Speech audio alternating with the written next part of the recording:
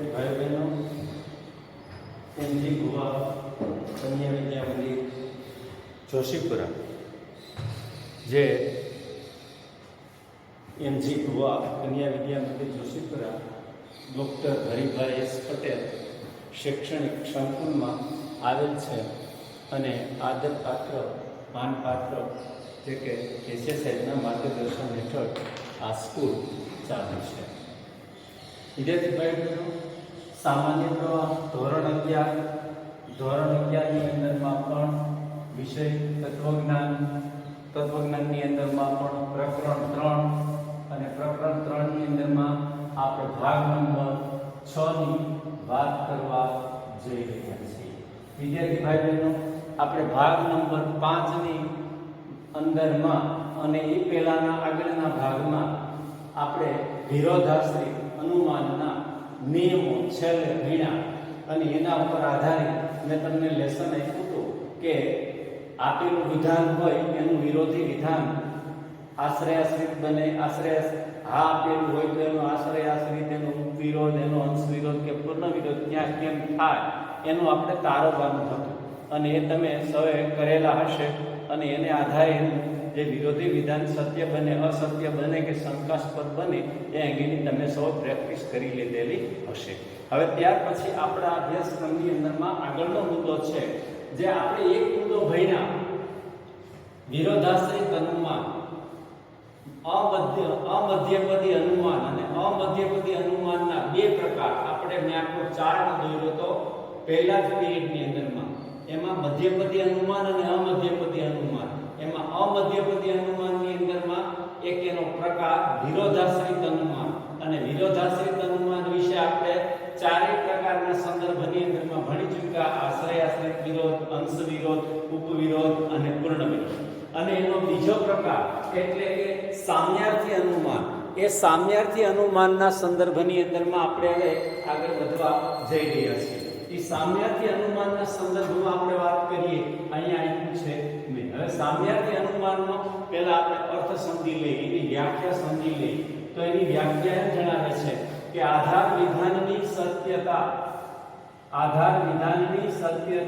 કે અસત્યતા પરથી ફલિત વિધાનની અનુક્રમે સત્યતા કે અસત્યતા અંગે અને બીજી વાત અર્થની સમાનતા, આ બાબત ખાસ, અર્થની સમાનતાને આધારે તારવેલા અનુમાનને સામ્યાર્થી અનુમાન કહેવામાં આવે છે. અહીંયા આધાર વિધાનની સત્યતા કે અસત્યતાને આધારે ફલિત વિધાનની એની સાથે સત્યતા કે અસત્યતા અંગે અર્થની સમાનતાને આધારે તારવેલા અનુમાનને સામ્યાર્થી અનુમાન કહેવામાં આવે છે. એવા સામ્યાર્થી અનુમાનના અહીંયા મેં બે ઉદાહરણો આપ્યા છે. કેટલાક વિદ્વાનો વાચાળ વ્યક્તિઓ છે, તેથી કેટલાક વિદ્વાનો અવાચાળ વ્યક્તિઓ છે. વિદ્યાર્થી ભાઈ બહેનો, અહીંયા ખાસ યાદ રાખવાનું છે કે આપેલું પદ વાચાળ છે. હવે વાચાળ શબ્દનો વિરોધી શબ્દ આપણને ના મળે તો ચિંતા કરવાની જરૂરત નથી. આપણા તર્કશાસ્ત્રની અંદરમાં એ પ્રતીકોનો બહોળા પ્રમાણમાં ઉપયોગ થાય, જેને લીધે અહીંયા આપણે આગળ એવું અપ્રતીક મૂકી દઈએ એટલે અવાચાળ, એટલે અહીંયા આ વાચાળનું આ વિરોધી પદ બની ગયું એમ તર્કશાસ્ત્રમાં સ્વીકાર્ય છે. એટલે અહીંયા વિધેય પદના પૂર્ણ વિરોધી પદને ફલિત વિધાનમાં મૂકવામાં આવે છે. એટલે અહીંયા આ બે વિધાનની અંદરમાં વિરોધ છે, પણ વિધેય પદનો પૂર્ણ વિરોધ છે, પણ અર્થની અંદરમાં એમાં સમાનતા જોવા મળે છે. કેટલાક વિદ્વાનો વાચાળ છે, જ્યારે કેટલાક વિદ્વાનો અવાચાળ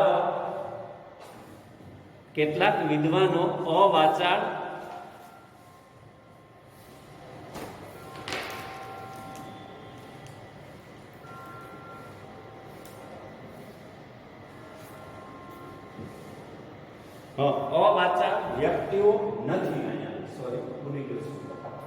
કેટલાક વિદ્વાનો અવાચાળ નથી, તો એનો અર્થ છે એ સમાન જળવાશે, નહીતર નહીં જળવાય. એટલે વિધેય પદનું પૂર્ણ વિરોધી પદ બની.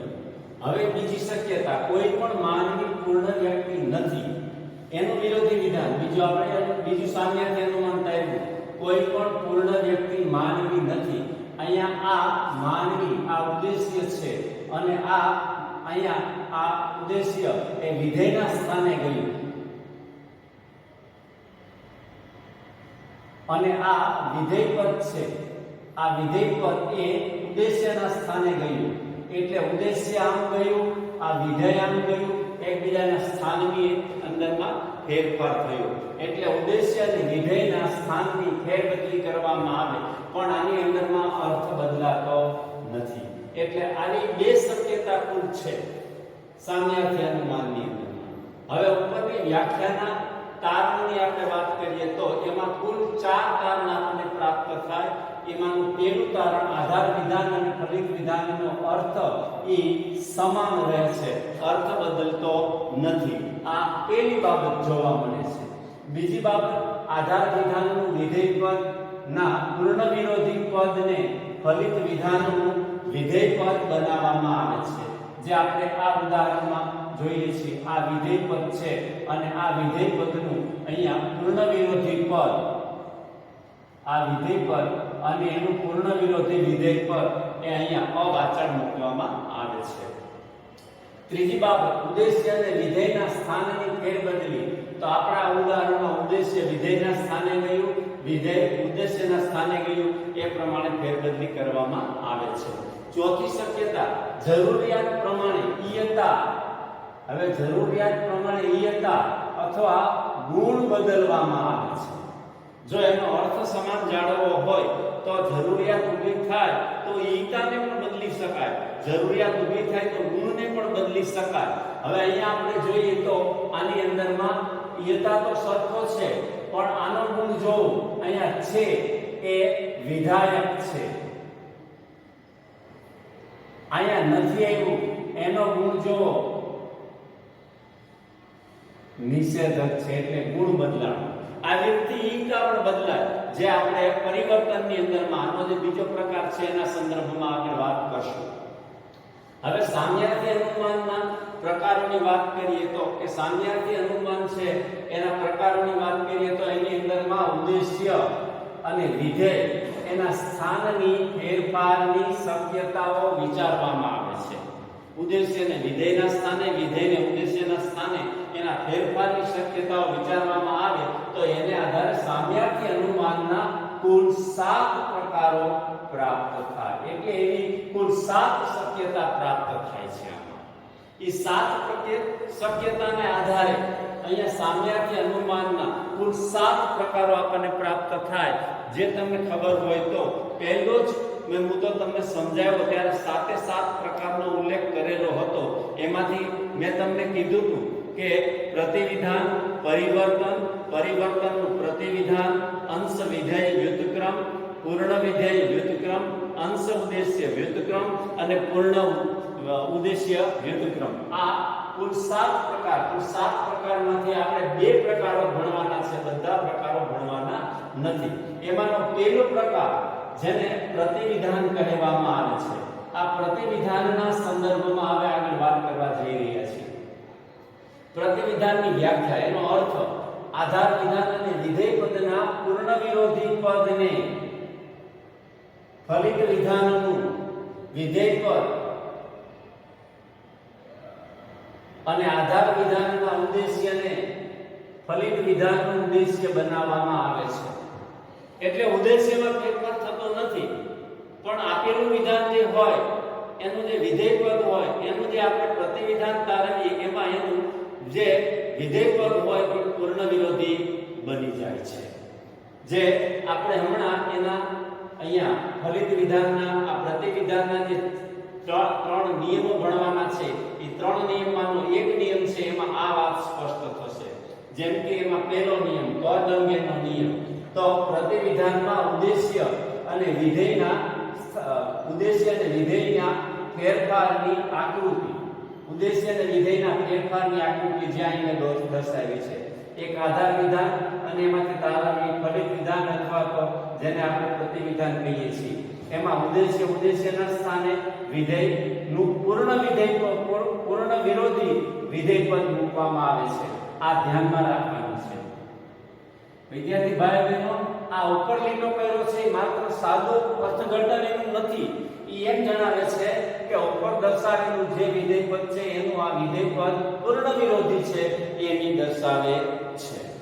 હવે એનો બીજો નિયમ છે ગુણ અંગેનો નિયમ. તો કે ગુણ બદલવો એટલે આપેલું વિધાન છે એ વિધાયક હોય તો તેનું પ્રતિવિધાન નિષેધક થાય, અને એ જ રીતે આપેલું વિધાન નિષેધક હોય તો તેનું પ્રતિવિધાન છે એ વિધાયક થાય. એટલે વિધાયકનું નિષેધક, નિષેધકનું વિધાયક થાય એ ધ્યાનમાં રાખવાનું છે.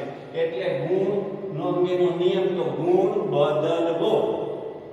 ત્રીજી બાબત ઈતા અંગેનો નિયમ તો ઈતામાં ફેરફાર કરવો નહીં, ધ્યાનમાં રાખવાનું છે. જો ઈતા બદલવાનું નથી, ગુણ બદલવાનો છે. એટલે જો આપેલું વિધાન સર્વદેશી હોય તો તેનું પ્રતિવિધાન સર્વદેશી જ બનવું જોઈએ. આપેલું વિધાન એકદેશી હોય તો તેનું પારવાનું પ્રતિવિધાન એ એકદેશી જ રહેવું જોઈએ. સર્વદેશીનું સર્વદેશી રાખવાનું છે, એકદેશીનું એકદેશી રાખવાનું છે. એમાં કોઈ પણ પ્રકારનો ફેરફાર કરવાનો નથી, પણ ગુણ બદલી નાખવાનો છે. એ ધ્યાનમાં રાખવાનું છે આ બીજા નિયમ પ્રમાણે. અને બીજું વિધેય પદ છે એને પૂર્ણ વિરોધી બનાવવાનું છે. આ બે બાબત ધ્યાનમાં રાખવાની છે ખાસ. એટલે હવે આપણે ચાર પ્રકારના વિધાનો, નિરૂપાધિક વિધાનના ચાર પ્રકારો જે આપણે ભણ્યા છીએ: સર્વદેશી વિધિવાચક વિધાન, સર્વદેશી નિષેધવાચક વિધાન, એકદેશી વિધિવાચક વિધાન અને એકદેશી નિષેધવાચક વિધાન. આ ચારેય પ્રકારના વિધાનોના આપણે એના પ્રતિવિધાનો તારવવાના છે, જેની અંદરમાં આ ત્રણેય નિયમનો ઉપયોગ કરવાનો છે, અને ત્રણેય નિયમનો ઉપયોગ કરીને એના આધારે એના વિરોધી વિધાન બનાવવાના છે, જેને અહીંયા બાજુના ભાગની અંદરમાં દર્શાવેલા છે. એમાં ક્રમે આપણે ચારેય પ્રકારમાંથી પહેલો પ્રકાર એટલે સર્વદેશી વિધિવાચક વિધાન, જેને ટૂંકમાં આપણે હા કહીએ છીએ. હવે અહીંયા મેં નીચે ચાર્ટ દોરેલો છે આખો કે એમાં વિધાનની વિગત, એમાં આપેલું વિધાન અને પ્રતિવિધાન, વાસ્તવિક દ્રષ્ટાંત, અને ત્રીજી બાબત રૂપ, અને ચોથી બાબત ટૂંકમાં. આ તમે યાદ રાખી લો એટલે આખા ચારેય વિધાનોના પ્રતિવિધાનો તમને આવડી જશે.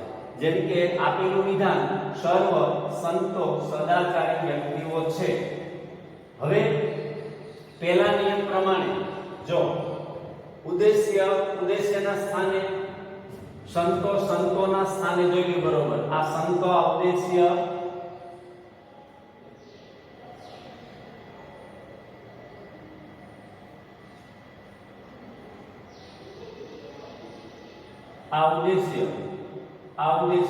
ઉદ્દેશ્યના સ્થાને પછી વિધેય પદનું પૂર્ણ વિરોધી થવું જોઈએ. કાંઈ સદાચારી વ્યક્તિ છે, કાંઈ તમે જુઓ આ અસદાચારી બની ગયું. આ વિધેય પદ છે, આ વિધેય પદ છે, આ વિધેય પદ પૂર્ણ વિરોધી બની ગયું. એટલે પહેલા નિયમનું પાલન થઈ ગયું. બીજો નિયમ ગુણ અંગેનો નિયમ, ગુણ બદલવો. અહીંયા ગુણ જોઈએ તો છે, અહીંયા નથી આવ્યું એટલે ગુણ બદલાઈ ગયો. આ વિધાયક છે તો નિષેધક થઈ ગયું. ત્રીજો નિયમ ઈયતા બદલવો નહીં. સર્વદેશી તો સર્વદેશી, આ સર્વદેશી વિધાન છે એટલે આપણે કોઈ પણ સંત અસદાચારી વ્યક્તિ નથી, આ પણ સર્વદેશી રહ્યું, એમાં ફેરફાર થયો નથી.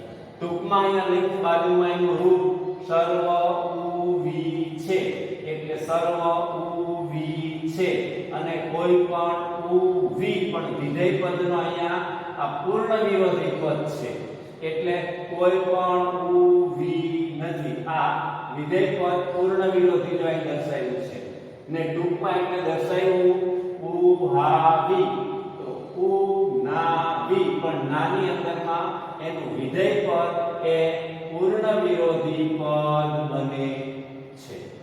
એટલે ટૂંકમાં આના વિશે કહી શકીએ આ પ્રકારનું વિધાન, ના પ્રકારનું વિધાન એટલે હાનું પ્રતિવિધાન નામાં થાય છે. હાનું પ્રતિવિધાન નામાં થાય છે, ટૂંકમાં એમ આપણે કહી શકીએ છીએ. બીજો પ્રકાર સર્વદેશી નિષેધવાચક વિધાન, ટૂંકમાં ના. ફરી પાછું વિધાનની વિગત, વાસ્તવિક દ્રષ્ટાંત, રૂપ અને ટૂંકમાં. હવે આપેલું વિધાન, પ્રતિવિધાન. આપેલું વિધાન એટલે કોઈ પણ યોગી પુરુષ, રોગી વ્યક્તિ નથી. હવે અહીંયા આ ઉદ્દેશ્ય આ વિધેય અને આ વિધેય તમે જોઈ લેજો.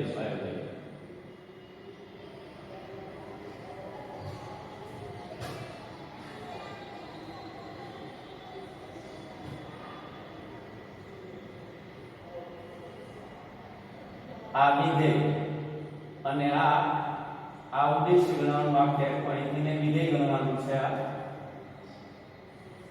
આ વિધેય ગણવાનું, આ ઉદ્દેશ્ય ગણવાનું છે. હવે આપણે ઉદ્દેશ્ય જો વિધેય પદનો પૂર્ણ વિરોધી થઈ ગયું, પહેલા નિયમનું પાલન થઈ ગયું. બીજો નિયમ ગુણ બદલવો, અહીંયા છે નથી આવ્યું, અહીંયા છે ગુણ બદલાઈ ગયો. ત્રીજો નિયમ ઈયતા બદલવો નહીં, સર્વદેશી તો સર્વદેશી. આ સર્વદેશી વિધાન છે ના પ્રકારનું, એટલે એનું તારવેલું વિધાન સર્વ, યોગી, પુરુષ, અરોગી વ્યક્તિ છે એ પણ સર્વદેશી રહ્યું, એટલે ત્રીજા નિયમનું પણ પાલન થઈ ગયું. આનું ટૂંકમાં બની ગયું કોઈ પણ ઉભી નથી, કોઈ પણ ઉભી નથી. હવે સર્વ ઉ અવિ છે એટલે સર્વ ઉ વિધેય પદનું પૂર્ણ વિરોધી અને છે એવું આવી ગયું. ટૂંકમાં કેવું હોય ઉ ના વિ એટલે ઉ હા વિ, વિ પણ એનું વિધેય પદ છે એ પૂર્ણ વિરોધી બને છે, ધ્યાનમાં રાખવાનું છે. હવે ત્રીજો પ્રકાર એટલે એકદેશી વિધિવાચક વિધાન. ફરી પાછી ઉપરની વિગત, વિધાનની વિગત, પછી વાસ્તવિક દ્રષ્ટાંત, રૂપ અને ટૂંકમાં. હવે આપેલું વિધાન છે કેટલીક ગૃહિણીઓ વ્યવહારુ વ્યક્તિઓ છે. હવે આમાં ગૃહિણીઓ આ ઉદ્દેશ્ય પદ, વ્યવહારુ વ્યક્તિઓ વિધેય પદ, ઉદ્દેશ્ય રહ્યું, ગૃહિણીઓનું ગૃહિણી રહ્યું, અને અહીંયા આ વ્યવહારનું વિરોધી પદ થઈ ગયું, અવ્યવહારુ આવી ગયું, એટલે એનું વિધેય પદ પૂર્ણ વિરોધી બની ગયું. પહેલા નિયમનું આની અંદરમાં પાલન થઈ ગયું, ઉદ્દેશ્યના સ્થાને વિધેય પદનું પૂર્ણ વિરોધી બની ગયું. બીજો નિયમ છે વિધાયક તો નિષેધક અને નિષેધક તો વિધાયક. એટલે આ વિધાન છે એ વિધાયક છે તો નિષેધક કરી નાખ્યું, એટલે બીજા નિયમનું પાલન થઈ ગયું. ત્રીજો નિયમ એની અંદરમાં ઈયતા બદલવો નહીં. આપેલું વિધાન એકદેશી છે તો એનું તારવાનું વિધાન પણ એકદેશી.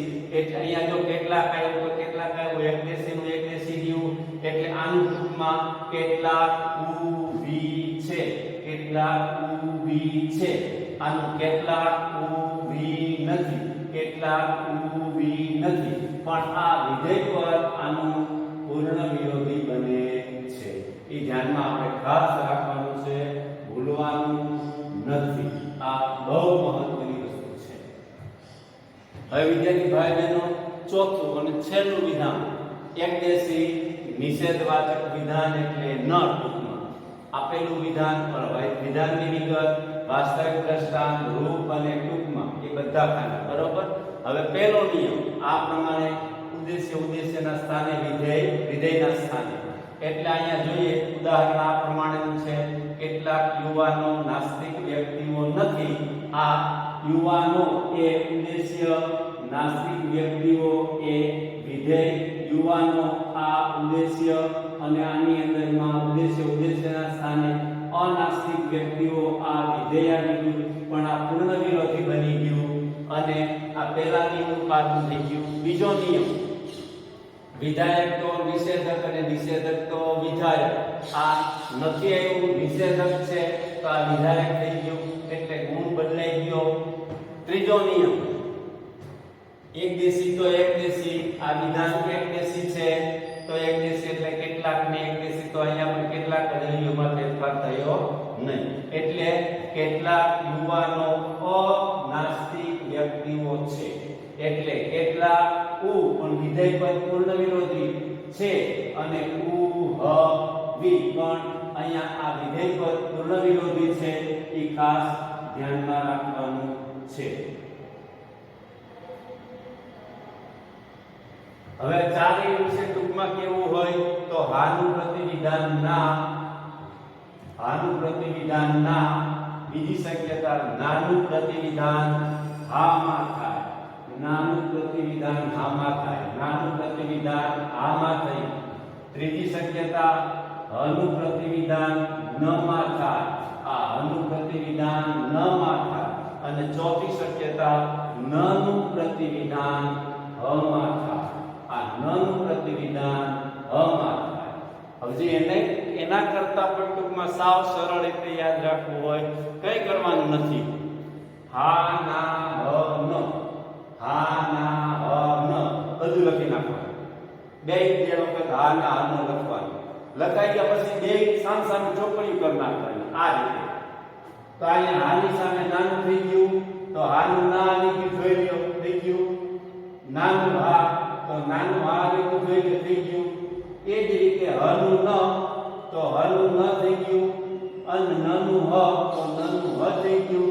એમ યાદ રાખશો એટલે સાવ સરળતાથી તમને જવાબ પ્રાપ્ત થઈ જશે અને ટૂંકમાં યાદ રહી જશે. વિદ્યાર્થી ભાઈ બહેનો, આ સમજવામાં સરળતા રહી, મજા આવી હોય તો આ ચેનલને સબસ્ક્રાઇબ કરવાનું ચૂકશો નહીં, લાઈક કરશો અને બીજા ભાઈ બહેનો હોય એને શેર કરજો, એટલે જેથી કરીને એમને પણ આ જ્ઞાનનો લાભ થાય, ફાયદો પ્રાપ્ત થાય.